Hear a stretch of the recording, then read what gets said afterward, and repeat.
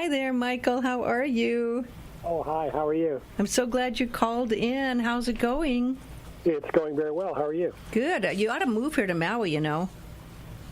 Well, I'm going to be there a lot over the next couple of months, so I'm getting kind of the best of both worlds. Yeah, no, I talked to you before, and I know you wrote one of the most popular books called Cannabis Pharmacy, and you're going to be doing a very, very special gathering happening for it's only $20 to have the luncheon here. You talk this coming Saturday. It's a lunch and learn from 1 to 3 at the beautiful Lay's Family Class Act restaurant. And that is very limited seating, so people really need to get on that if they want to go. Because last time it sold out. You were here about a month and a half ago? Yeah, I think they're close to selling out right now. And it looks like it's going to be kind of a regular thing over the next couple of months to kind of get the word out and meet the demand. Well, people can go to Understanding CBD, that is, understandingcbd.eventbrite.com. How did you had this amazing background, Michael, and I really hadn't looked at it before. I'd only known you in reference to your amazing book, The Cannabis Pharmacy, but I didn't know your background before was with digital media studies, and you worked with some amazing people in the past. How did you get from the leap of working in the entertainment industry into writing this book and going around teaching about the health benefits of cannabis? Well, I mean, I had a little bit of an education background working to co-found the American Film Institute's Digital Media Studies program. And but how I got to cannabis was that I had a type of migraine that didn't respond to conventional medication very well. And a friend said, oh, you should try cannabis. It might reduce some of the symptoms of the headaches. And for me, it did. And but when I went and asked questions about it, I couldn't get them answered. And so having had a background helping Michael Crichton research some of his novels, I just kind of dove into the research task of trying to learn more about cannabis. And it really surprised me. There was a lot to learn. And so I got really kind of hooked on it. How long ago was that when you just started researching it? About a decade ago. And when did you write your book, Cannabis Pharmacy? The first edition came out in 2014, and then I revised it last year and brought on a medical editor for the first time, a guy named Jack McHugh, who was a doctor who taught at University of California, San Francisco Medical School for about 30 years. Well, it seems like we're finding out so much so fast, and so much is being found out about this, but the biggest thing that has to happen is the education process, because there's a lot of misinformation and misunderstanding out there about cannabis. You just say cannabis, sometimes people go, oh, we're going to get high. We're talking about medical cannabis is totally different. Right, and the thing is that there's just a lot of misconceptions, and I'm going to deal with them at this presentation, particularly that the only form of medical cannabis is cannabis that contains only CBD, and that's simply not true. I mean, there are medical cannabis varieties that contain predominantly THC, THC and CBD, and predominantly CBD, and they all have different uses and different effects. And learning how to use them effectively can really address a lot of symptoms that qualify for medical cannabis use in Hawaii. Some of the things that I've been hearing that really have been making a huge medical indentation splash, and actually on CBS News the other week they talked about how the first time in England doctors who usually don't do this are allowing CBDs for epilepsy. Yeah, matter of fact, it looks like the FDA just approved the use of CBD for a few forms of pediatric epilepsy. And it looks in the clinical trials to be extremely effective for types of epilepsy that don't respond to other medications. Often these patients took more than 13 medications before they came to CBD and achieved significant seizure relief. Well, and I'm sure you followed that story and many others, because now they're also saying people are saying for brain tumors that it can be effective for some brain tumors as well.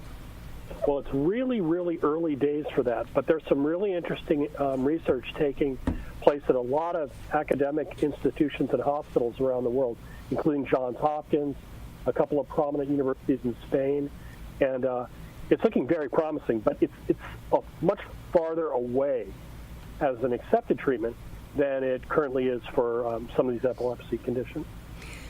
How do you really keep up with all this? Is there one site that is kind of a good site for everyone to keep up with what is really going on? Because it seems like every day new uses and new understandings and new research is being made in this field. Well, I mean, it's like when I first got into this, it's really hard to find one consistent place that's an excellent source of information. And actually, I've been working on one. So maybe on one of my subsequent trips to Hawaii, I'll be able to talk about it. But we're still building it right now. How did you get involved with Maui Grown Therapies? And I know you work with them, and you're on the board with some other very impressive people. How did that kind of unity and combination of working together happen?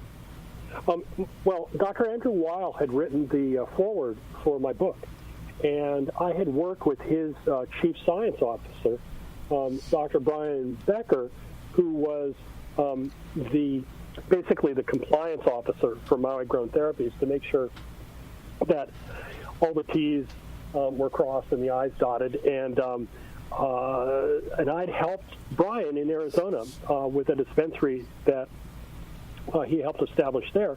And when he got involved with the Maui group, he invited me on to come and help train them. And now, it's even happened, I mean, here, the process of what it took. It took a while. And there was a lot of work to get it going, and now it's underway, and I think it's coming up in August for the first anniversary of this location. I mean, what's extraordinary is that I've worked with a lot of dispensaries in many states, and without any hype whatsoever, Maui Grown Therapies is the best run dispensary I've ever come across. It's really quite extraordinary. And I have to thank Teri Freitas Gorman for that and the work she does as well. I mean, a great team down there. And again, every day more people are learning. And it says something the last time you came how your lunch was completely sold out. And again, this time coming. And obviously not doing it to make money, but doing it to educate with a $20 fee for lunch and hearing you talk. That's why it's called Lunch and Learn. It's a very important thing that's happening here. And I think that, how are you feeling about people's understanding? How have you seen a huge growth of people's understanding of the real value of CBDs and cannabis for medical purposes? Absolutely no question. I've seen a change in how people look at it, but I haven't seen an equivalent change in how people understand how to use it. And that's really what I'm really focusing on these days. Well, that's interesting. There's a lot of acceptance of its use as a medicine, but I think people can learn how to use it a lot more effectively and potentially even reduce some side effects from using it. And have you been seeing people using it when they have cancer to help with the nausea from chemotherapy?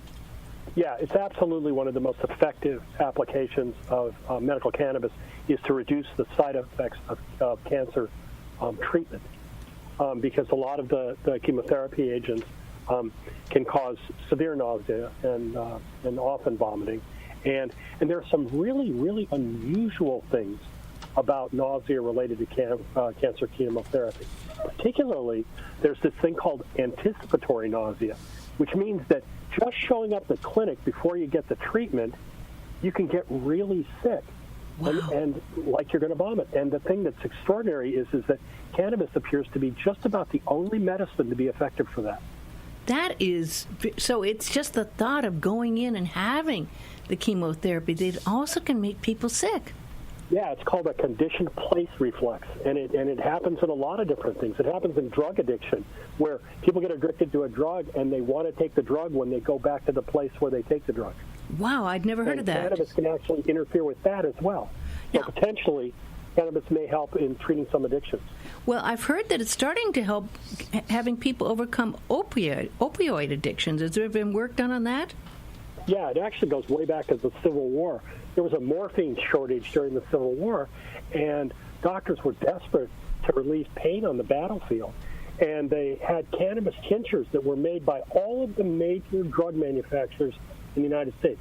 Park Davis, Merck, all of these companies made cannabis tinctures, And so they started using cannabis tinctures to relieve pain and found that when they did, it reduced the amount of opioids needed to treat the pain. So how can this ever, do you think that this is this huge, terrible addiction problem with opioids right now?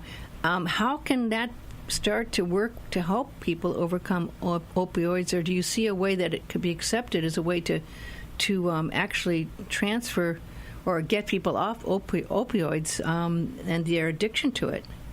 Well, there are a couple different things going on. One is I think that it potentially can reduce how long somebody needs to stay on a course of opioids to get the kind of pain relief they need, which reduces the likelihood of dependency. Additionally, there are things in cannabis, like CBD, that actually can reduce some of the pull of some of these drugs towards dependency. And I think down the road we're going to see cannabis used as an adjunct with the opioid to get safer and more effective pain relief. Oh, that would be extremely important. What other medical breakthroughs have you seen that have been happening over the last 6 months? Wow, there's an enormous amount of stuff going on. What we're trying to do now is actually figure out. So it used to be we thought that cannabinoids, the active ingredients in cannabis, they only work at one or two sites in the body and one or two types of receptors within the body. Turns out that CBD works at like 14 different receptors and does different things at those different receptors. So it means that our understanding of how these medicines work is rapidly improving and changing. And so it's a great time for medical cannabis because we're going to be able to look at what's in a cannabis product and predict its outcomes with a lot more precision and accuracy. You know, it seems to me that we really might need more doctors who are really good at understanding how to prescribe cannabis as much as they know. Don't get me started on why they prescribe as many drugs that are the pharmaceutical drugs as they do, but because that's another whole subject. But it seems like, Kaiser doesn't include it here, which is unfortunate, but it'd sure be nice if there were more doctors trained in this. Yeah, I mean, the thing is that a friend of mine who's a leading data scientist with Kaiser is actually a big advocate for cannabis, but he hasn't had so much luck with his company yet. But I think the reason that doctors prescribe prescription drugs isn't quite as nefarious, and that is they're just better understood. Yes. And I view the task with cannabis to increase the understanding on the part of patients and doctors so that they feel more comfortable using it as a medicine. It's got a 3,500-year history as a medicine, but it hasn't had a lot of clinical evidence to support it, and that's what we need to increase. Well, I think you were being very nice and very political, but if you watch any evening news, how many of the ads are from the pharmaceuticals and how many ads are from any cannabis group? I'm just saying. Don't get me started on the unethical nature of pharmaceutical advertising. I think it's nonsense, and really, it doesn't represent the medicine. Because what they do is they emphasize what it can do, and they don't emphasize what the potential adverse effects are. And what we're trying to do differently on Maui with cannabis as a medicine is tell the whole truth. And the reason is that we just find that people have better outcomes when you tell them what it can do that's good and what potential adverse effects might exist, because then they can deal with the adverse effects. They're not swept under the rug like they are with pharma advertising. Yeah, I mean, I hear so many ads that say side effects can be death, and it's like, okay, exactly. I don't want that side effect, please. But no, it's true, and I just have to honor the fact that you're doing a lot of education and really making a difference, and I know your book has done extremely well. Are you going to try to do another book? Are you going to stick with that, or any plans for any other books coming? Yeah, I might look into doing another book in a couple years down the road. I think I'm going to focus on the website first, but really what I'm most excited about, truthfully, I really love Maui. And so I love coming back and interacting with wild-grown therapies and the people of Maui because it's just super, super fun for me. I love the aloha, and it's really, really a bright bunch on your island. Well, thank you for that. And, I'm sure we'd love to have you move here. Are you in the Bay Area right now? Where do you live? No, I'm in Los Angeles. Oh, in Los Angeles. Okay. Well, it's not that long a flight. Yeah. Not at all. But it's always great to have you come, and I really encourage anyone that's interested in going. It's only $20, and you will learn, and you will have lunch. That's why it's called Lunch and Learn at Lay's Family Class Act Restaurant. That's at the UH Maui College. Upstairs on the second floor in the Paina building, and you can go to understandingcbd.eventbrite.com, but do it right away because, as I said last time, they had to turn people away, and it's such a great chance to learn and have a lunch and learn. So thank you for your generous time and calling in and educating us some more. And next time you're in, you'll have to come in the studio. Next time you come around, I imagine the next time you come, it'll be kind of possibly close to the anniversary. You're going to be coming back for the anniversary of Maui Grown Therapies? Yeah, I'll be back for that, and I'll be teaching at the college for each of the next 4 months. So there'll be plenty of opportunities for me to interact with people, and I really look forward to doing it. When's that going to start? It's going to start in August. Wonderful. Late August, and we'll announce it shortly. We'll announce the schedule. Oh, that's great. Well, thank you so much for calling in, Mike. I really appreciate it. Thanks so much for having me. Thank you. Aloha. Aloha. Teri Freitas Gorman's just made it in. How are you? Things do happen, and I am so sorry, but Michael called in on time. Michael called in, and he was wonderful. Yes. I didn't know a lot about him, you know. Oh, Michael's an amazing person. And he's going to be teaching here, he said. Yes, he is. And again, making full circle round. This will be a special event happening on Saturday afternoon at the beautiful Lay's upstairs there at the college. And it's going to be, I guess it's pretty close to selling out, he said. Thank you. We're doing the spirit head here. Okay. That's true, Cindy. Since I spoke with Michael this morning on the phone, we have actually sold the event out. But Did you sell the event out? We sold it out, but we are taking folks who'd like to be on the waiting list, and we're also using the opportunity to let people know that Michael will be back next month on Saturday, August 25th, and he will be teaching about pain management using medical cannabis. So a lot of folks are becoming disillusioned with prescription opiate medication, and Michael will be talking about how to use cannabis to manage pain and to use it actually to get off of opiates. So, well, first of all, congratulations on selling it out. Thank you. The waiting list would be also at the same site, or how do they be on the waiting list? Yes, just sign up at understandingcbd.eventbrite.com. We do have a waiting list, and we have had a couple of cancellations, and we will contact you if we have any more cancellations. But as of right now, we have a full house. Well, you know, it's because, number one, it's an important subject, and he's an amazing man. He's a gifted teacher. You know, Michael Bacchus is such an amazing educator because he has the ability of explaining very complex scientific concepts and ideas in very understandable language. And he's just truly one of the most gifted educators I've ever heard from. So those of you who did get tickets, and we'll see him on Saturday. Now, I hope there's not going to be scalping going on, Teri. No, I don't think so. No. I mean, but the thing that's amazing and wonderful was that I heard that he's going to be teaching in August at the college, which is what a great gift that we're going to have from that. Yes. So again, that's August 25th. It's a Saturday, and he'll be talking about pain management using medical cannabis. And we expect to see Michael over here more often. He likes to come to Maui, and Maui Grown Therapies is working with him on product formulations and things like that. So he's on Maui more often now.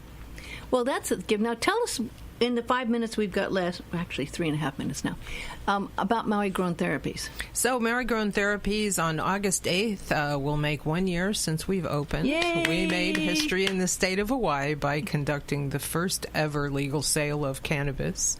And yeah, it's been going gangbusters since we opened last year.